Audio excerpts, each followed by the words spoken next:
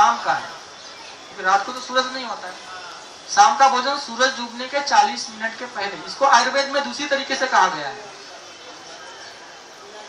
आप सुबह में अगर भोजन करते हो तो सुबह का भोजन सबसे ज्यादा करना है, क्योंकि सुबह में जठराग्नि सबसे ज्यादा तीव्र है। यानी सुबह में आप जो कुछ खाएंगे वो सब डाइजेस्ट हो जाएगा, सब।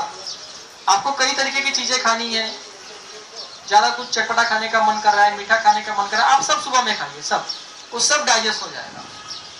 दोपहर में उससे थोड़ा कम, यानी सुबह में अगर आपने मान लीजिए 6 रोटी खाई तो दोपहर में आपको 4 ही खानी है, और शाम को उससे कम यानी 2।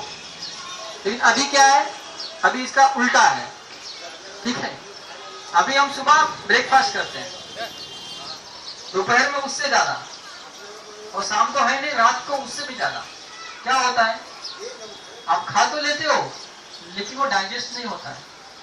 खाना इंपॉर्टेंट नहीं है, खाने को पचाना जरूरी है। अगर वो खाना पचेगा नहीं तो जहर का काम करेगा, और अगर पचेगा तो अमृत का काम करेगा। तो अभी हम जो खाते हैं वो जहर का काम करता है, लेकिन पचता नहीं, सड़ता है जाके पेट में। तो इसको आयुर्वेद में इस तरीके से कहा गया है कि सुबह का भोजन राजा की तरह, दोपहर का प्रजा की तरह, और शाम का भिखारी की तरह। यानी सुबह खूब सारा खाओ राजा की तरह, दोपहर में प्रजा पब्लिक की तरह नॉर्मल, और शाम को भिखारी। जैसे भिखारी के पास कुछ नहीं, जो मिल गया थोड़ा खा लिया, वैसे ही बहुत स्वस्थ रहेंगे आप। फिर आपके मन में एक सवाल आएगा कि शाम को खा लेंगे तो रात को वापस भूख लग गई तो, ठीक है। तो आयुर्वेद में रात को खाने के लिए एक ही चीज है, वो आप ले सकते हो, जितनी चाहे उतना ले लीजिए, क्योंकि वो चीज को डाइजेस्ट होने के लिए या पचाने के लिए जो एंजाइम्स चाहिए वो हमारे शरीर में रात को ही बनते हैं या शाम को ही बनते हैं, और वो है दूध, देसी गाय का दूध।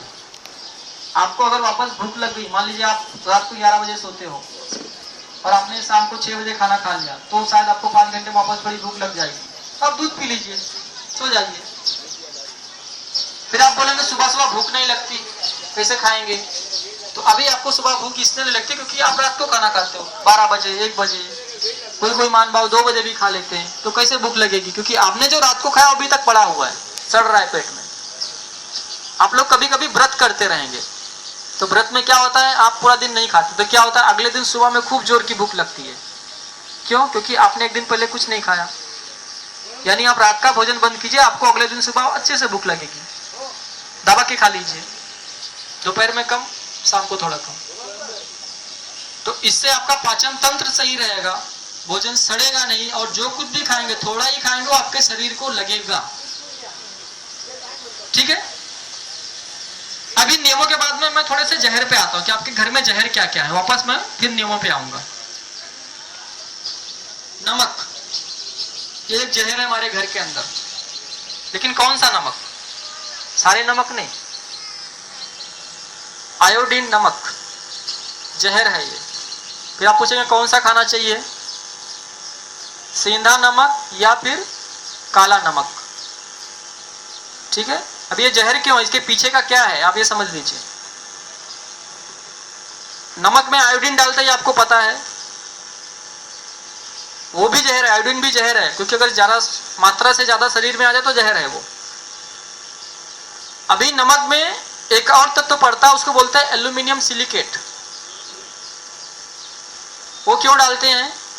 आप नमक लीजिए, कोई भी नमक मार्केट से लेके आइए, ऐसे कीजिए तो एक एक दाना नीचे गिरता है, यानी इसको फ्री फ्लो करने के लिए नमक डालते, एल्यूमिनियम सिलिकेट डालते उसके अंदर, नमक को फ्री फ्लो करने के लिए, यानी वो आपस में चिपक ना जाए। अभी फ्री फ्लो नमक जो है कहाँ पे इस्तेमाल होता है? हमारे यहाँ पे उसकी जरूरत ही नहीं है, फॉरेन कंट्रीज में होता है, विदेशों में, यूरोपियन कंट्रीज में। क्यों? क्योंकि वहां पे लोग खाना बहुत कम ही घर में बनाते हैं, सब पैकेट बाहर से लेके आते हैं। रोटी तो मिलती नहीं, ब्रेड लेके आते हैं, सब्जी भी पैक हुई जो फ्रिज में रखी हुई पता नहीं 10 दिन से 15 दिन से, वो लेके आते हैं, घर में लाते हैं, फिर उसको खाते हैं, गर्म करके खाते हैं। प्रॉब्लम क्या होती, जो बाहर वहां पे सब्जियां मिलती हैं बनी बनाई पैकेट्स में, उनमें नमक नहीं डाला जाता, क्योंकि अगर नमक डाल के रखेंगे तो जल्दी खराब हो जाएगी वो। तो सब्जियां लेके आते हैं रेडीमेड, ब्रेड या रोटी लेके आते हैं, फिर उसमें घर में नमक डालते हैं। अब घर में नमक डालते तो फ्री फ्लो ही होना चाहिए, अगर वो पत्थर जैसा रहेगा टुकड़ा तो उसमें घुलेगा नहीं अच्छे से, प्रॉब्लम होएगी।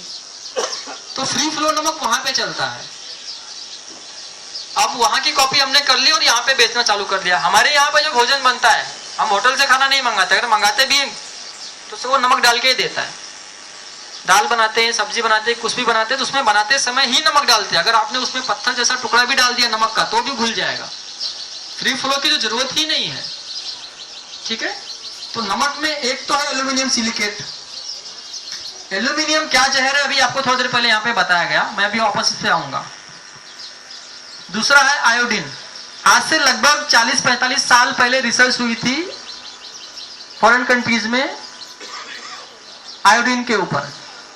वहां पे जब लोग बीमार पड़ने लगे, उनको घेघा रोग होने लगा, उस पर रिसर्च हुई कि इनको क्यों हो रहा है। तो रिसर्च में सामने आया कि कुछ लोगों को हो रहा था कि इनके अंदर शरीर में आयोडीन की कमी है, इसलिए इनको घेघा रोग हो रहा है।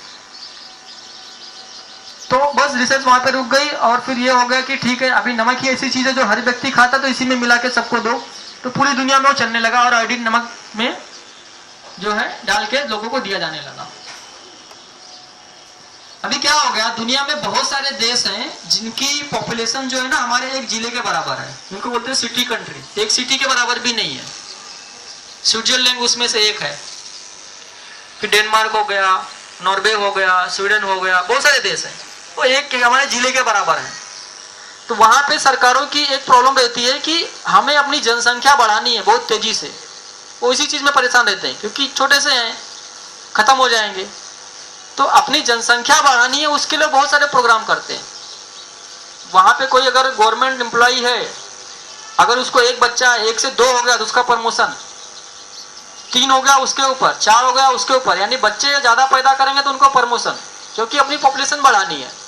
तो वहां पे उनकी पॉपुलेशन बढ़ रही है कि नहीं बढ़ रही है, किस स्पीड से बढ़ रही है, हर साल वहां पे सर्वे होता रहता है हमेशा। जैसे हमारे यहाँ पे सेंसस होता है हर 10 साल में एक बार कि हमारी जनसंख्या कितनी है, वहां पे हर साल होता है।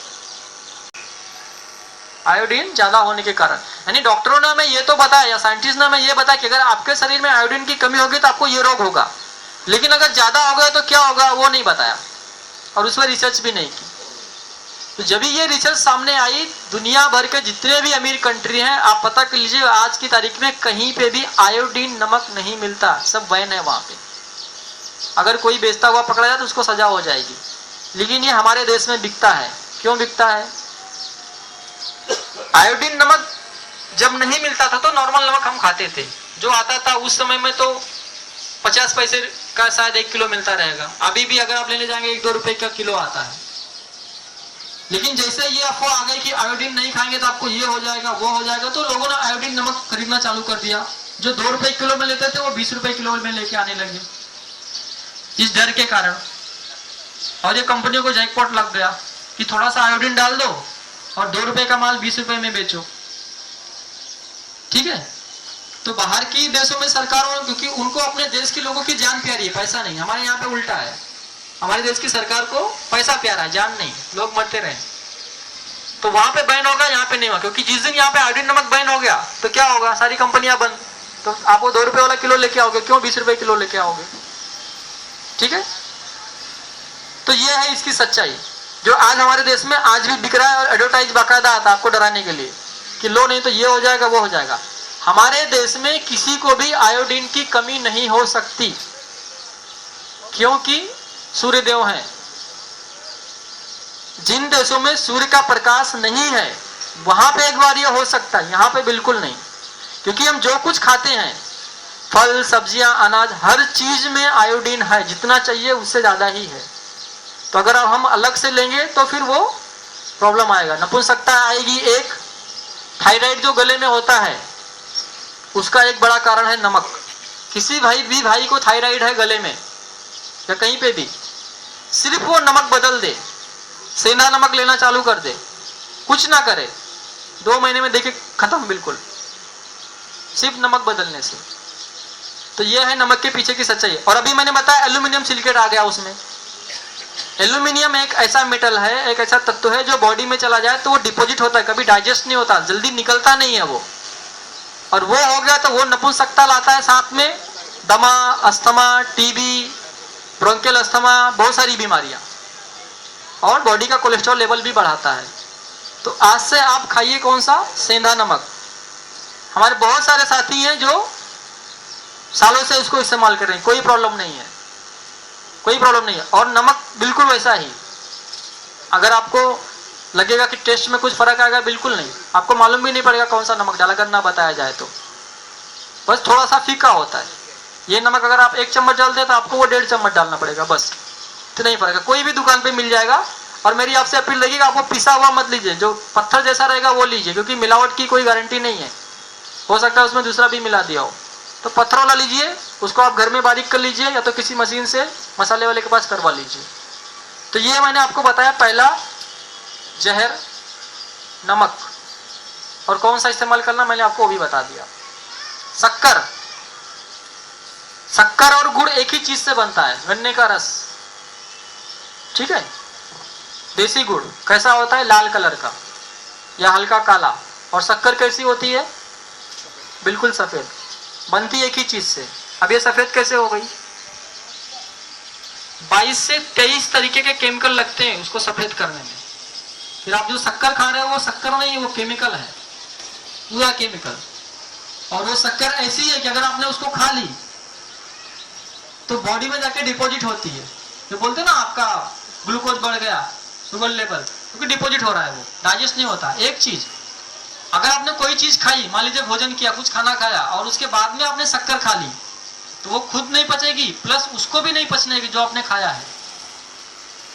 और गुड़ ठीक इसका उल्टा है, गुड़ आप खाएंगे वो खुद तो डाइजेस्ट होता है, देसी गुड़ जो कुछ खाया है उसको भी डाइजेस्ट कर देता है, क्योंकि गुड़ के अंदर फास्फोरस होता है। इसलिए कभी भी आप देखिए, बुजुर्ग लोग गुड़ बहुत खाते थे, खाना खाने के बाद जरूर खाते थे, आप भी खाइए, लेकिन देसी गुड़। अभी गुड़ भी 2 तरीके का होगा, एक सफेद सफेद आता है, वो भी केमिकल वाला ही है, उसको भी छोड़ दीजिए, बहुत कम मिलता है, आप ढूंढेंगे तो मिलेगा। अभी हम लोग कोशिश कर रहे हैं यहाँ पे उपलब्ध कराने की दुकानों वगैरह पे। हमारा एक सेंटर है मीरा रोड में, वहाँ पे हमारे कुछ साथी इसी विषय पे काम करते हैं, वो लोग बाहर से मंगवाते हैं, गुजरात से मंगाते हैं, कोल्हापुर से मंगाते हैं लोगों के लिए। तो हम ऐसी कोशिश में आगे हो गए तो आपको बता देंगे। फिलहाल तो शक्कर मत खाइए, जहर है पूरा। उसको सफेद करने के लिए इतने तरीके के उसमें केमिकल डालेंगे, और इंसान के बनाए सारे केमिकल जहर हैं, तो उसको बंद कीजिए। आप देसी गुड़ खाइए, नहीं तो कुछ मत खाइए। अमृत नहीं मिलेगा तो जहर खाएंगे, ये कोई अच्छी बात नहीं है, मत खाइए। अमृत मिले तो खाइए, नहीं तो कुछ मत खाइए।